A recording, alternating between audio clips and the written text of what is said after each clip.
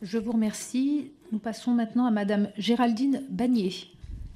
Madame la directrice générale, les groupes de niveau, groupes de besoins, ont fait, et on le voit, font beaucoup réagir. De fait, regrouper par niveau des élèves de 6e et 5e, même en faisant varier les compétences travaillées sur des périodes définies, amène forcément à placer au sein du même groupe faible des élèves que leurs professeurs avaient délibérément choisi en juin de ne pas regrouper au sein de la même classe pour éviter les connivences d'élèves susceptibles de perturber la classe. Les élèves les plus faibles sont bien souvent les mêmes, quelles que soient les compétences spécifiques envisagées, en français et en maths, j'ai pu le constater dans ma carrière.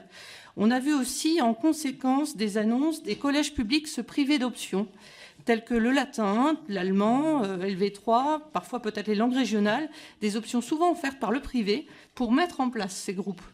Une souplesse, au final, a été préconisée. Alors, vous nous avez dit qu'il y aura des chiffres. Est-ce qu'on aura des chiffres sur l'impact des groupes, de la mise en place des groupes sur les options? Et des établissements ont-ils préféré la mise en place d'un soutien uniquement destiné aux plus faibles, plutôt que de mettre en place, de choisir ces groupes à progression différenciée qui vont quand même avoir tendance à favoriser les plus performants des élèves?